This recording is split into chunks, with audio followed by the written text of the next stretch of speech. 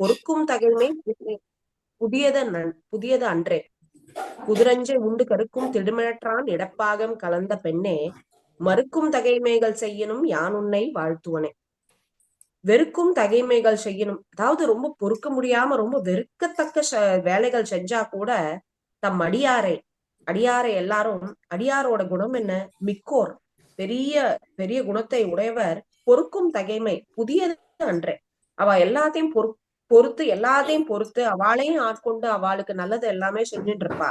அது ஒண்ணும் புதுசான வேலை இல்லை. அப்படியே அதே மாதிரி நாங்களும் வெறுக்கும் தகைமைகள் செய்யணும், நீ அதை எல்லாத்தையும் பொறுத்துண்டுதான் எல்லாத்தையும் பண்ணிட்டேதான் இருப்ப. எங்களுக்காக வேண்டியதை பார்த்து பார்த்து செஞ்சுட்டேதான் இருப்ப. குதிரஞ்சை உண்டும் கருக்கும் திடுமழற்றான் இடப்பாகம் கலந்த பெண்ணு.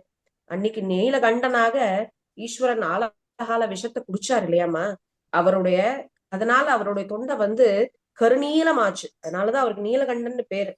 அந்த திடுமிழற்றான் இடப்பாகம் கலந்த பெண்ணே, அவருடைய இடப்பாகத்தை கலந்த பெண்ணாச்சே நீ. மறுக்கும் தகைமைகள் செய்யணும் யான் உன்னை வாழ்த்துவனே.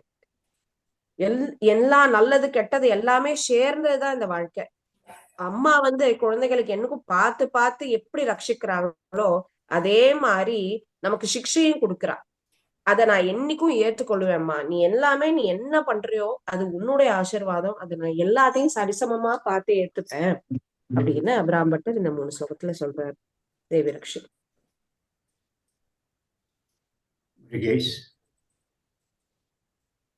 நடுவில் கட்டா எடுத்தீங்க.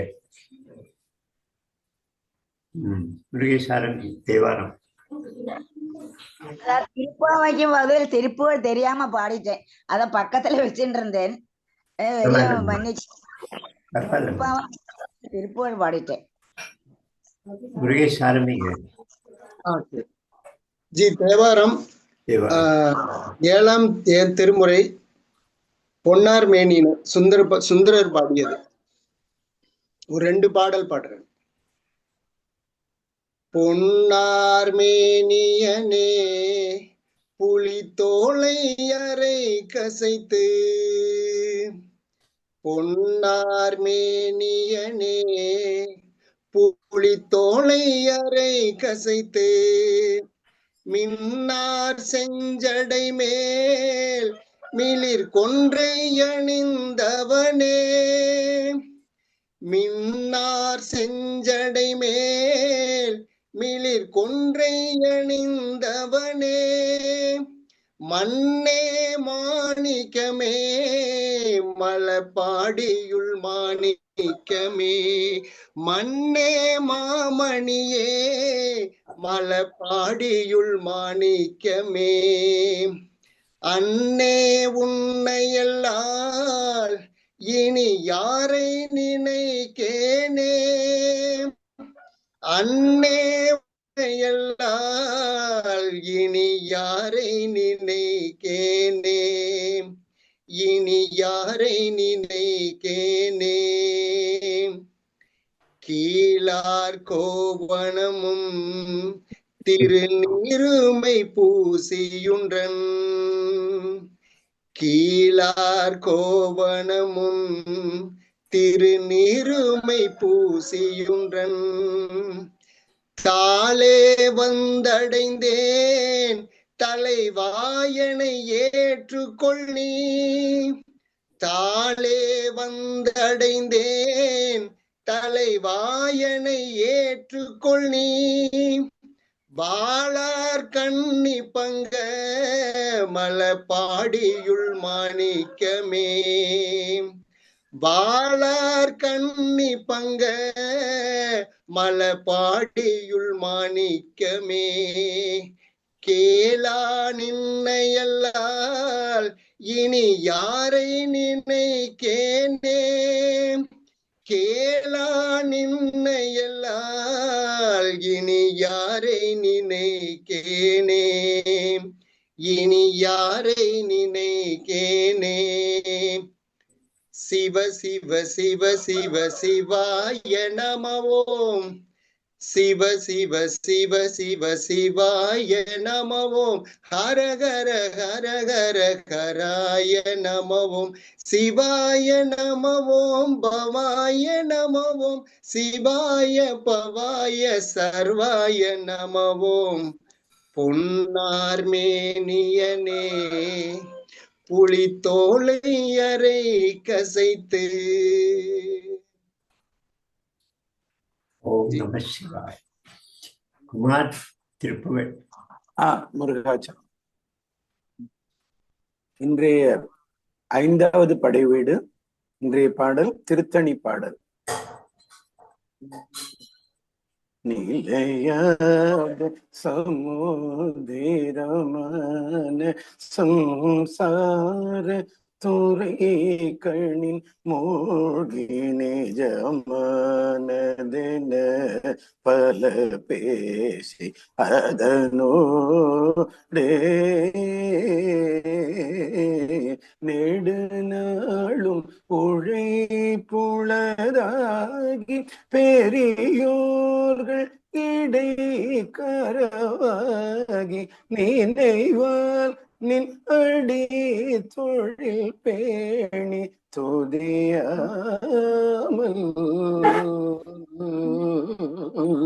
தலையான உடற்பிணி ஊறி பவனோயின் அலை பல வேகி சலமான பயித்தியமாகி தடுமாறே தவியாமல் பிறப்பையும் நாடி அதன் வேறு அறுத்து உனை ஓதி தலமீதில் பிழைத்திடவே நின்னருள் தாராய் முருகம். நிலையாத சமுதிரமான சம்சார துறை கண்ணில் மூழ்கி நிஜமானதென பல பேசி அதனோடே நெடுநாளும் உழைப்புளதாகி பெரியோர்களிடை கரவாகி நினைவால் நின்னடி தொழில் பேணி துதியாமல் தலையான உடற் பிணி ஊறி பவனோயின் அலை பலையேகி சலமான பயித்தியமாகி தடுமாறே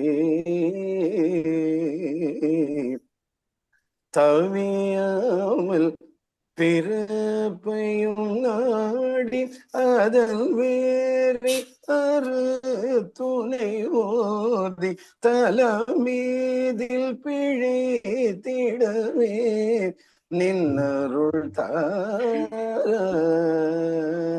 முருகம்.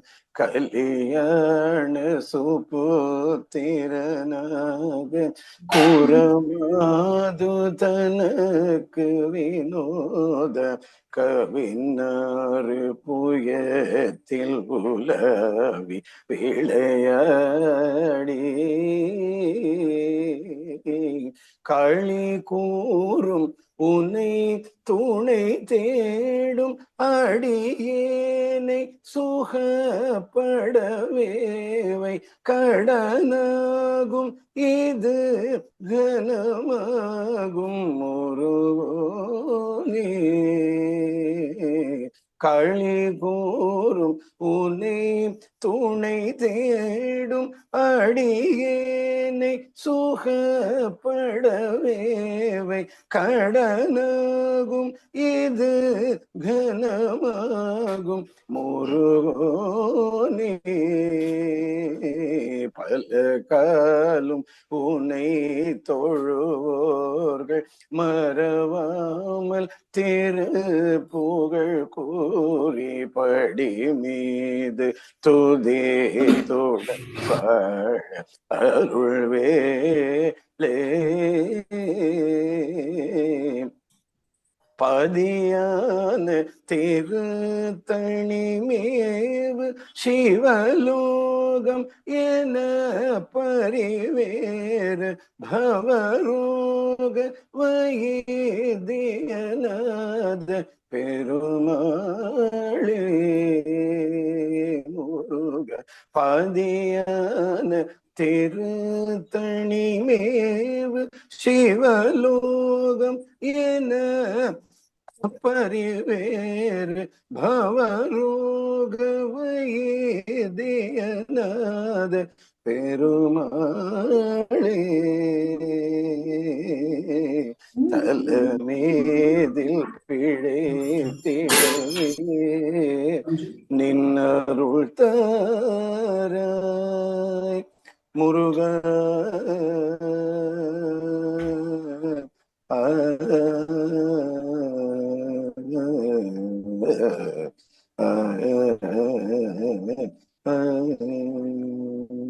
வெற்றிவேல் முருகனுக்கு அரகரோகர.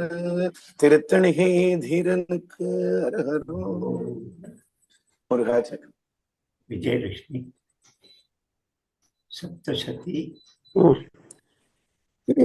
या देवी सर्वभूतेषु कान्तिरूपेण संस्थिता नमस्तस्यै नमस्तस्यै नमस्तस्यै नमो नमः।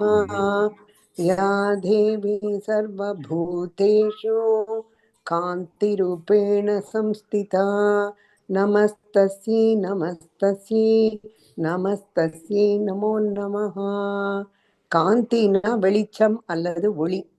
ஸோ அம்பாள் எல்லா ஜீவராசிகள் பிரபஞ்சத்துக்கே ஒளி வடிவமாக இருக்கிறாள். ஒளிங்கிறது ரொம்ப முக்கியம். ஏன்னா நமக்கு இருட்டு அஜ்ஞானத்தை குறிக்கிறது. ஒளி இருந்தாதான் நம்மளால விஷயத்தை பார்த்து அறிந்து புரிந்து கொள்ள முடியும். ஸோ இந்த ஒளி நமக்கு பகல்ல சூரியன் கொடுக்கறது, இரவுல நல்ல குளிர்ச்சியான சந்திர ஒளி கிடைக்கிறது. அந்த ஒளியை நம்ம பெர்சீவ் பண்றது நம்ம கண்ணோட கண் என்னும் இயந்திரம் இது இந்திரியம் வழியா தான் நம்ம பார்க்கிறோம். அதனால அந்த வெளியில பரவி இருக்கிற ஒளியும் பராசக்தி தான். நம்ம கண்ணுக்கு அந்த ஒளிங்கிற தத்துவத்தை கொடுக்கறதும் பராசக்தி தான். யா தேவி சர்வபூதேஷு காந்திரூபேண சம்ஸ்திதா நமஸ்தஸ்யை நமஸ்தஸ்யை நமஸ்தஸ்யை நமோ நமः. ஓம் ஸ்ரீ ஜெகன்மாதா கி ஜெய். ரொம்ப சந்தோஷம். காந்தி நம்மளை சுத்தி ஒரு பிரபை இருக்குன்னு சொல்லுவோம். எல்லா விஷயத்தையும் அந்த பிரபை நம்முடைய சுற்றி இருக்கிறவர் மேல அது தாக்கத்தை ஏற்படுத்துறது. தேஜஸ் அப்படின்னு சொல்லலாம். அதுவும் காந்தி தான். அந்த வடிவத்துல ஸ்ரீ துர்கை அம்பாள் இருக்கிறாள். அவளையும் நமஸ்காரம் செய்கிறோம்.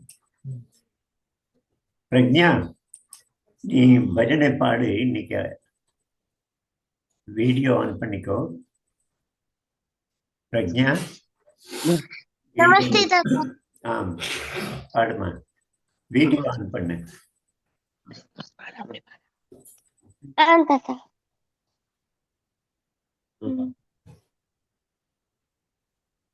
वनमाली राधा रमण गिरिधारी गोविंद। वनमाली राधा रमण गिरिधारी गोविंद। वनमाली राधा रमण गिरिधारी गोविंद। नीलमेघ सुंदरा नारायण गोविंद। नीलमेघ सुंदरा नारायण गोविंद। वनमाली राधा रमण गिरिधारी गोविंद। वनमाली राधा रमण गिरिधारी गोविंद। भक्त हृदयंतारा भानुकोटि सुंदरा। भक्त हृदयंतारा भानुकोटि सुंदरा ओ नंदानंद गोप वृंद भानुकोटि सुंदरा नंद नंद गोप वृंद भानुकोटि सुंदरा वनमाली राधा रमण गिरिधारी गोविंदा वनमाली राधा रमण गिरिधारी गोविंदा नारायण नारायण नारायण गोविंदा नारायण नारायण नारायण गोविंदा नारायण नारायण नारायण गोविंदा नारायण नारायण नारायण गोविंदा वनमाली राधा रमण गिरिधारी गोविंदा वनमाली राधा रमण गिरिधारी गोविंदा ஜெய ஸ்ரீ கிருஷ்ண. பிரஜா, நீ முகத்தை காட்டு. வீடியோ ஆன் பண்ணவே இல்லை நீ. இந்த பொண்ணு 6 வயசு இருக்கிறதுலேருந்து நம்மோட இணைஞ்சிருக்கிறா. ஹரே, இந்த கிருஷ்ண பக்தி, அப்படிப்பட்ட பக்தி, திருப்பாவை, கிருஷ்ணருடைய பல விஷயங்கள். அது ஒரு நாளைக்கு போனால் ஒரு 3-4 இந்த கேட்டுட்டே இருப்பா, கற்றுக்கிட்டே இருப்பேன். ஒரு முதல் கீதை உபாசனையில் அதுல இருந்து வந்துட்டு இருக்காரு. இந்த தடவை கொஞ்சம் அந்த கோவில்ல, கிருஷ்ணன் கோவில்ல ஆக்டிவா இருக்கிறதுனால வரல. சரி பிரஜா, சந்தோஷம். நாதோபாசனை 2 தடவை முயற்சி பண்ணினோம். இன்னைக்கு இந்த வீட்டில் இவன் புல்லாங்குழல் வாசிப்பான். ஸ்ரீ கிருஷ்ணனுக்கு பிரியமான கானம். உங்களோட ஆசீர்வாதம் தாத்தா. சரி சரி.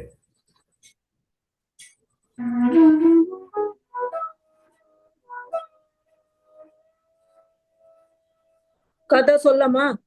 இருங்க வாசிச்சுட்டு இருக்கான்ல. யாரு? ஜெயந்தி.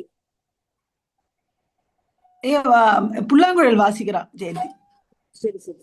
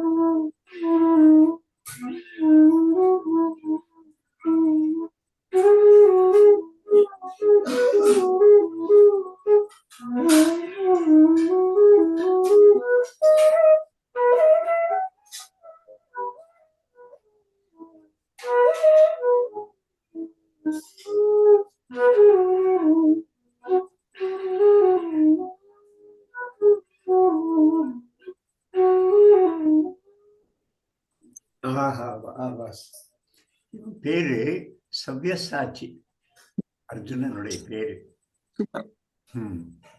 ரொம்ப நல்லா இருந்தது. ஆனா விட்டு விட்டு கேட்டது, இந்த இன்ஸ்ட்ருமெண்ட் வராதுங்கிற மாதிரி. இன்ஸ்ட்ருமெண்ட் கேமரால பிரச்சனை. நல்லா இருந்தது இருந்தாலும் கேட்டது.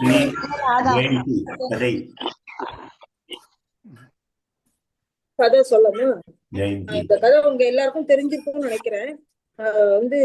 ஒரு தடவை காளிதாசர் வயல்வெளியில நடந்து போயிட்டு இருந்தாரு. அவருக்கு ஒரே தாகமா எடுத்தது. அப்போ கொஞ்ச தூரத்துல பார்த்தானாக்கா ஒரு பொண்ணு கடத்துல இருந்து தண்ணி எடுத்துட்டு இருந்தாங்க. அவகிட்ட போய் காளிதாசர் அம்மா எனக்கு ரொம்ப தாகமா இருக்கு, கொஞ்சம் தண்ணி கொடுங்க அப்படின்னு கேட்டாங்க. அந்த கிராமத்து பொண்ணு வந்து நான் தரேன் தண்ணி, ஆனா வந்து ஃபர்ஸ்ட் நீங்க வந்து உங்களை வந்து அறிமுகம் பண்ணிக்கோங்க அப்படின்னு சொன்னாங்க. ஸோ காளிதாசர் வந்து கொஞ்சம் அவருக்கு வந்து அந்த இது உயர்வு, தான் தான் உயர்ந்தோம் அப்படிங்கிற ஒரு மனசுல ஒரு எண்ணம் வந்துட்டு அந்த பொண்ணை போய் நம்ம நம்ம யாருன்னு சொல்லணுமா அப்படின்னு நினைச்சுட்டு, நான் வந்து ஒரு வழிபோக்கணுமா, நான் ஒரு பயணி அப்படின்னு சொன்னேன். உடனே அந்த பொண்ணு சொல்றா, உலகத்துல வந்து 2 பயணி தான் இருக்கா. ஒருத்தர் வந்து சூரியன், இன்னொன்னு சந்திரன். சூரியன் வந்து பகல்ல ஒரு பயணிப்பா, சந்திரன் வந்து ராத்திரியில பயணிப்பார் அப்படின்னு சொல்லி. சரி, என்ன வந்து விருந்தாளியா வச்சுக்கோ அப்படின்னு. அதுக்கும் அந்த பொண்ணு சொல்றா வந்து உலகத்துல 2 பேர் தான் விருந்தாளி இருக்கா. ஒண்ணு வந்து செல்வம், இன்னொன்னு வந்து இளமை அப்படின்னு சொல்றாங்க. இந்த 2 தான் வந்து விருந்தாளியா வந்துட்டு உடனே போயிடும் அப்படின்னு. உடனே அவருக்கு கொஞ்சம் எரிச்சலாயிடுது காளிதாசருக்கு. நான் வந்து ஒரு பொறுமைசாலி அப்படிங்கிறாரு. உடனே அந்த பொண்ணு சொல்றா, அதுவும் வந்து 2 பேர் தான். ஒண்ணு வந்து பூமாதேவி, எவ்வளவு நம்ம மீச்சாலும் வந்து யாரு எவ்வளவு மீச்சாலும் வந்து தாங்கிக்கிறா. இன்னொன்னு வந்து மரம், நம்ம எவ்வளவு கல்லால் அடிச்சாலும் அது வந்து பழம் பூ எல்லாம் கொடுத்துட்டு இருக்கு அப்படின்னு சொல்லிட்டு சொல்றாங்க. அவருக்கு ரொம்ப பாவம் வந்துட்டு காளிதாசருக்கு. நான் வந்து ஒரு பிடிவாதக்காரன் அப்படின்னு சொல்றாரு. அதுக்கும் அந்த பொண்ணு வந்து உலகத்திலேயே 2 பிடிவாதக்காரர் தான் இருக்கா. ஒண்ணு வந்து தலைமுடி, இன்னொன்னு வந்து நகம். ரெண்டும் வந்து நம்ம எத்தனை தரம் வந்து வெட்டினாலும் வேண்டாம் வேண்டாம் வெட்டினாலும் வந்து பிடிவாதமா வந்து அது வளர்றது அப்படின்ட்டு சிரிச்சுட்டே அவர் சொல்லியிருக்கார். ரொம்ப தாகம் ஜாஸ்தியான உடனே காளிதாசர் வந்து என்ன பண்றதுன்னு தெரியல. அவர் வந்து நான் ஒரு முட்டாள் அப்படின்னு சொன்னார். அதுக்கும் அந்த பொண்ணு வந்து உலகத்திலேயே 2 முட்டாள் தான் இருக்கா. ஒண்ணு வந்து இந்த நாட்டை ஆள தெரியாத அரசன், இன்னொருத்தன் வந்து அவனுக்கு வந்து ஜால்ரா போடுற அமைச்சர் அப்படின்னு சொன்னோடனே காளிதாசனுக்கு என்ன பண்றதுன்னே தெரியல. அந்த பொண்ணு காலில் டமாறு விழுந்த உடனே அந்த பொண்ணு உடனே வந்து மகனே எழுந்துக்கோ, நீ வந்து அப்படின்ட்டு நிமிர்ந்து பார்த்தானாக்க அங்க அந்த சாட்சாத் சரஸ்வதி தேவியே அங்க வந்து முன்னாடி நின்றுட்டு இருந்தாங்க. ஸோ காளிதாசர் உடனே வந்து கை கூப்பி இது பண்ண உடனே அவர் சொல்றா, யார் ஒருத்தன் வந்து தன்னை மனிதன் அப்படின்ட்டு தன்னை மனுஷன்னு எப்போ உணர்றானோ அவன்தான் வந்து மனித பிறவியோட உச்சத்துக்கு போறான். அதனால நீயாவே தான் இருக்கணும், நீ வந்து மனுஷனாவே தான் இருக்கணும் அப்படின்னு சொல்லிட்டு அந்த தண்ணி குடத்தை வந்து காளிதாசர் கையில கொடுத்துட்டு அந்த சரஸ்வதி தேவி வந்து மறைஞ்சு போயிடணும். அந்த மாதிரிதான் எதுக்கு சொல்றானாக்கா வந்து இந்த குழந்தைகளுக்கெல்லாம் நம்ம எதிர்காலத்துல வந்து பணம் சம்பாதிக்க வசதியா வாழறதுக்கெல்லாம் நம்ம கத்துக் கொடுக்குறோம்.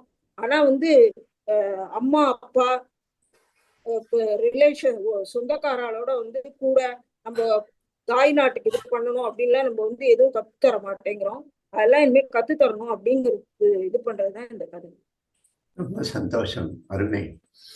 இந்த எனக்கு தண்ணீர் கொடுக்கறத வச்சு இன்னொரு சம்பவம் ஞாபகம் வந்தது. கபீர்தாசர் வெயில்ல போயிட்டு இருக்கார். ஒரு தண்ணி குடிக்கலான்னு இந்த பக்கம் அந்த பக்கம் பார்த்தா ஒரு கிணத்தடியில 2 பெண்கள் தண்ணி எடுத்துட்டு இருக்காங்க. கிட்ட போய் நிக்கிறார். அவளுக்குள்ள பேசிட்டு இருக்க. ஒருத்தி தன்னுடைய மூக்குத்தியை காட்டி இன்னொருத்திட்ட சொல்றா, எவ்வளவு அழகா இருக்கு பாரு இந்த மூக்குத்தி அப்படிங்கிறா. ஓ அப்படிங்கிறா. நான் வந்து 6 மாசம் முன்னால இதை பத்தி சொன்னேன், இந்த மூக்குத்தி வேணும்னு சொன்னேன், ஞாபகம் வச்சுட்டு என்னுடைய கணவன் எனக்கு வாங்கி கொடுத்துருக்காரு, என் மேல எவ்வளவு அன்பு அவருக்கு அப்படின்னு கணவனை பத்தி சொல்றா. ஓஹோ அப்படின்னு அவளும் கேட்டுக்கிறார். இந்த மூக்குத்தி வந்து போட்டதுலேருந்து எனக்கே பெரிய சந்தோஷமா இருக்கு, என்னுடைய கணவனுடைய அன்பு எனக்கு தெரிஞ்சது அப்படின்னு நான் சொல்றேன். இவர் பக்கத்துல நின்றுவர், நான் மூக்குத்தியை பத்தி இவ்வளவு பேசுறேன், மூக்குத்தி கொடுத்தவனை பத்தி இவ்வளவு பேசுறேன், அந்த மூக்க கொடுத்தவனையும் கொஞ்சம் நினைச்சுக்கோ, இந்த மூக்குத்தி அந்த இடத்துல எவ்வளவு அழகா பொருந்தி இருக்கு, அந்த மூக்க கொடுத்தவனையும் கொஞ்சம் நினைச்சுக்கணும் அப்படின்னு சொல்றாராம். தெய்வத்தின் குரல் ஹேமலதா, ஓ நீங்க வந்திருக்கீங்களா? ரொம்ப சந்தோஷம். நமஸ்காரம். இன்றைய தெய்வத்தின் குரல் வீடியோ ஆன் பண்ணிக்கோங்கம்மா ப்ளீஸ்.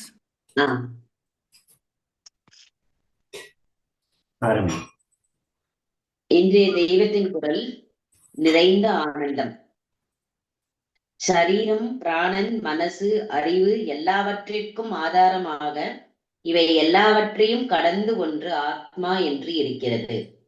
அது தன்னைத்தானே அறிந்து அனுபவிப்பதில் தான் இந்த ஆனந்தம் உண்டாகிறது என்று பிதா சொன்னாராம். இப்படி ஒரு உபனிஷத் கதை இங்கே இருக்கிறது.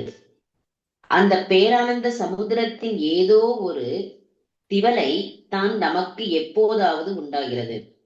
கிளைகள், இலைகள் எல்லாம் அடர்ந்து இருக்கும் ஒரு மரத்தடியில் உட்கார்ந்தால் கீழே கொஞ்சம் கூட வெயில் படாமல் நிழல் இருக்கிறது. காற்று அடிக்கும் போது இலைகள், கிளைகள் நகர்ந்து விலகுகிற சமயத்தில் சூரியனுடைய வெயில் கீழே அந்த இடைவெளி அளவுக்கு விழுகிறது. அப்புறம் மறுபடியும் கிளைகள் மூடி அது மறைந்து விடுகிறது. அந்த மாதிரியாகத்தான் நமக்கு ஆனந்தம் அவ்வப்போது வந்து வந்து மறைந்து போகிறது. ஆனந்தம் என்பது எங்கும் பரிபூர்ணமாக நிறைந்திருக்கும்படியான வஸ்து. ஆனால் நம்முடைய கெட்ட கர்மா, மனம், புத்தி இவற்றினால் அது நம்மிடம் படாமல் மறைந்திருக்கிறது. ஒரு க்ஷணம் நாம் பண்ணி இருக்கிற புண்ணிய கர்மாக்களினாலே அவை விலகும் போது, காற்று அடித்து இலைகள் விலகும் போது சூரிய ஒளி அதன் வழியாக வருவது போல் நம்முடைய கர்மாக்கள் விலகியதால் எங்கும் பரவிய ஆனந்தத்தின் திவலை நமக்கு உண்டாகிறது. இதுவே வளர்ந்து விட்டால் பேரானந்தமாகிறது. அந்த ஆனந்த சமுதிரத்தின் லவ லேசத்தை தான் நாம் எப்போதாவது அடைந்தவுடன் மிகவும் ஆனந்தமாக இருக்கிறோம் என்று சொல்லிக் கொள்கிறோம். தபஸ் பண்ணி பண்ணி விசாரம் செய்தால் எப்போதும் ஆனந்தமயமாக இருக்கும் சமுதிரத்திலேயே கலந்து அதாகவே இருக்கலாம். ரொம்ப சந்தோஷம், அற்புதம். ஸ்ரீராமனுக்கு இது சொல்லணும். ஸ்ரீராமனுக்கு பஜகோவிந்தம். ஜெயந்தி.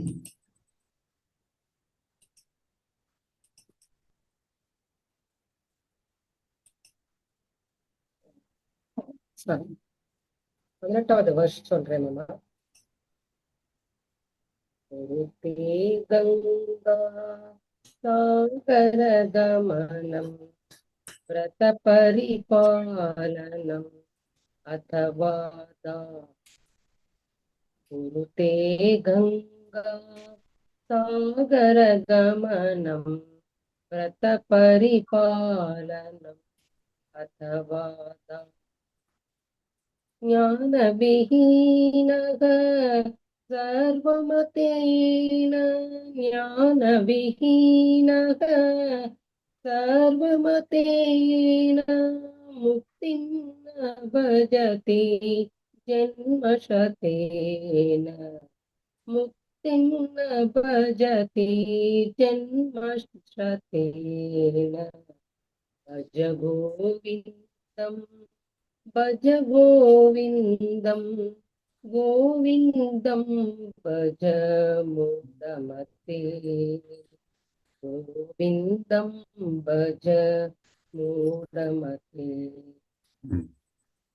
கங்கை கரைக்கு போய் எவ்வளவுதான் நீ அங்கே தங்கினாலும் சரி, அங்க இருக்கிற நம்மளோட செல்வத்தெல்லாம் தானம் பண்ணினாலும் சரி, நமக்கு ஞானம் ஏற்படாத வரை மோட்சம் கிடைக்காது அப்படிங்கிறது இந்த ஜெய் ஸ்ரீ கிருஷ்ண. கதை கீதை வேதவல்லி. जय श्री कृष्ण जी. अस्मत् गुरुभ्यो नमः. अस्मत् परम गुरुभ्यो नमः. अस्मत् परम गुरुभ्यो नमः. श्रीमते ராமானுஜாய நமஹ. இன்னைக்கு நம்மளுடைய ஸ்லோகம் வந்து எடுத்துட்டு இருக்கிறது 7வது சாப்டர்ல 18வது ஸ்லோகம். उदारा सर्व एवैते ज्ञानी त्वात्मैव मे मतम् आस्थितः स हि युक्तात्मा मामेवानुत्तमां गतिम्. அப்படின்னு ரொம்ப மிக மிக அழகான ஸ்லோகம். இதுல வந்து இதுக்கு முன்னாடி இந்த ஸ்லோகத்துக்கு முன்னாடி ஒரு சின்ன இன்ட்ரோடக்ஷன் கொடுத்துடணும். ஏன்னா பெருமாள் வந்து 4 வித பக்தர்கள் பத்தி சொல்றாரு. சதுர்விதா பஜந்தே மாம் அப்படின்னு அதுல சொல்லும் போது ஆர்த்தா ஜிக்ஞாசு அர்த்தார்த்தி ஞானி அப்படின்னு பெருமாள் வந்து 4 விதமான பக்தர்கள் என்னை வந்து அண்டிகிறார்கள். சதுர்விதா அப்படின்னு 4 வகைப்பட்டவர்கள். ஆர்த்தக அப்படின்னா ஆர்த்தி, இழந்த செல்வத்தை மீண்டும் கேட்பவன். அவன் என்னை வந்து கேட்கிறான், என்கிட்ட திரும்பி செல்வத்தை கொடு அப்படின்னு கேட்கிறான். ஜிக்ஞாசு அப்படிங்கிறவர் ஆத்மாவை தன்னையே அனுபவிக்கணும் அப்படின்னு ஆசைப்படுறவன், அதாவது கைவல்யார்த்தின்னு சொல்லுவோம். அவளும் என்னை வந்து அடையறா. அர்த்தார்த்தி, புது செல்வத்தை, நான் ரொம்ப ஏழையா இருக்கேன், எனக்கு செல்வம் கொடு, வளத்தை கொடு அப்படின்னு கேட்கிறவன் ஜிக்ஞாசு. புது அர்த்தார்த்தினா புது செல்வத்தை கேட்பவன். ஞானி, ஞானிங்கிறது பகவல் லாபார்த்தி அப்படின்னு சொல்வா. எனக்கு வந்து வேற ஒண்ணுமே வேண்டாம் பெருமாளே, உன் திருவடியே அடையணும் அப்படின்னு உன்னையே நினைச்சுட்டு உன் திருவடியே அடையணும். 6 பேரு, 2மே நீதான். 6 வழியும் நீயே, பேரு அடைபவனும் நீயே அப்படின்னு இருக்கிறவன் பகவல் லாபார்த்தி. அவர்தான் ஞானி அப்படின்னு சொல்றாரு. சொல்லிட்டு அடுத்தது சொல்றாரு, தேஷாம் ஞானி, 17வது ஸ்லோகத்தை சொல்றாரு.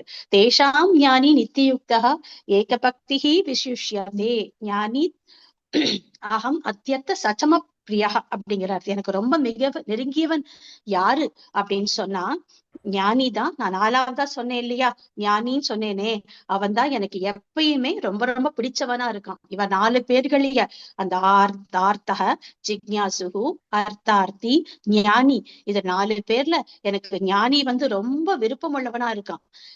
அவன் என்கிட்ட விருப்பம் உள்ளவனா இருக்கிறது மட்டும் இல்ல, நான் அவன்கிட்ட எப்படி தெரியுமா இருக்கேன், மிக மிக விருப்பம் உள்ளவனா இருக்கேன். எனக்கு ரொம்ப பிடிச்சவனா இருக்கிறவன் ஞானி அப்படின்னு. சுவாமிகளை பார்த்தா ஞானியோட அடுத்த வடிவமா தான் நம்மளுக்கு தெரியறார் இல்லையா. அப்படியேற்பட்ட ஞானிய பத்தி சொல்றார் அடுத்த ஸ்லோகத்துல.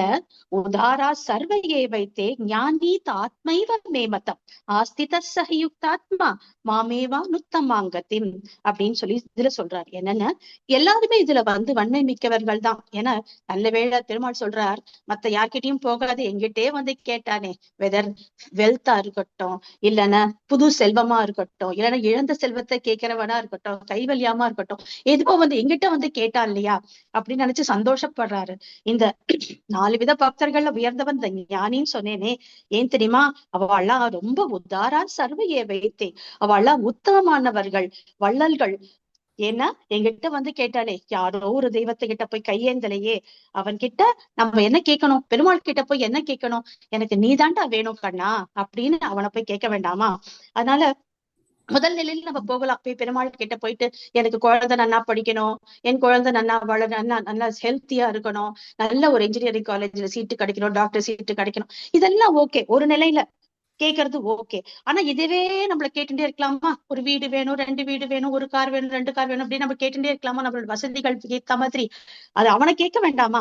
அதனால்தான் ஞானித்து ஆத்மைவ மேமத்தம் அப்படிங்கிறாரு. ஞானிகள் இதை பத்தி எல்லாம் கேட்க மாட்டா, கண்ணா நீதாட்டா வேணும் எனக்கு கண்ணா அப்படின்னு கேட்கிறவதான் ஞானி அப்படின்னு சொல்லி ஆழ்வார் சொல்றார்.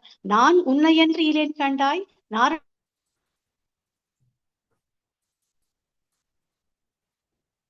நீ என்ன, பக்தர்கள் தான் உன்னை வந்து அப்ரோச் பண்ணுவா. அதனால பக்தர்கள் இல்லாம நீ கிடையாது, அதே மாதிரி நீ இல்லாம நானும் கிடையாது. நீ என்னோட அந்தராத்மாவா இல்லைன்னு வச்சுக்கோ, நான் உன்னை பத்தி 4 வார்த்தை பேச முடியுமா கண்ணா அப்படின்னு சொல்லி இப்படி ஒரு தொடர்பு நமக்கும் பெருமாளுக்கும் இருக்கு அப்படின்னு ஒரு சொல்றார்.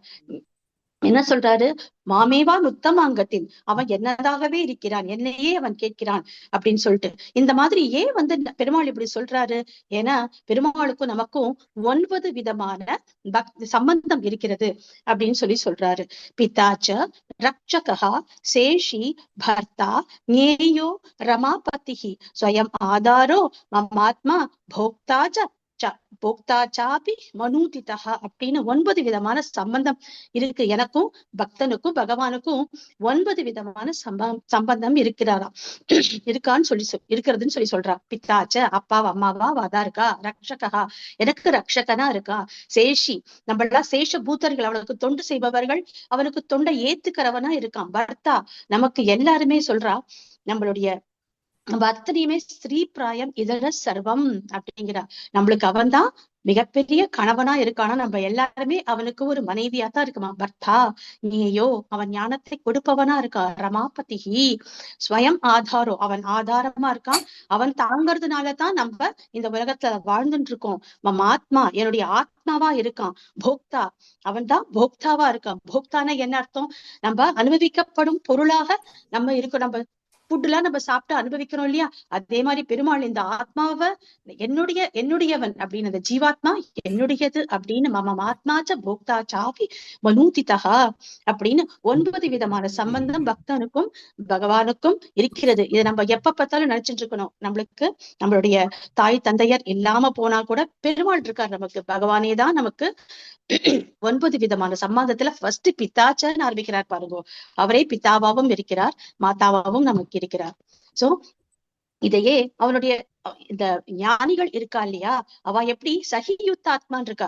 அவ எப்பயுமே பெருமாளையோட சேர்ந்தே இருக்கணும் அப்படின்னு ஆசைப்படுறவா. அவ பிரிஞ்சா ஒரு நிமிஷம் கூட தாங்கவே முடியாது. அதனால பர்த்தா அப்படின்னு சேஷி பர்த்தான்னு சொல்றாரு. பர்த்தான என்ன, கணவனை விட்டு பிரிந்து மனைவி ஒரு நாளும் இருக்க முடியாது அப்படின்னு ஒரு நிலை வரும் இல்லையா, அதே மாதிரிதான் பெருமாளை விட்டு என்னைக்குமே பிரியாத ஒரு நிலை வேணும் அப்படிங்கிறவர் தான் இந்த ஞானி அப்படின்னு. அப்பேற்பட்ட ஞானி எனக்கு ரொம்ப உத்தமனா இருக்கான் அப்படின்னு சொல்லி இந்த ஸ்லோகத்துல சொல்றார். இதுலயே ஆடி ஆடி அகம் கரைந்து இசை பாடி பாடி கண்ணீர் மல்கி எங்கும் நாடி நாடி நரசிங்கா என்று வாடி வாடும் இவ்வாணுதலே அப்படின்னு சொல்லி ஆழ்வார் பாடுறார்.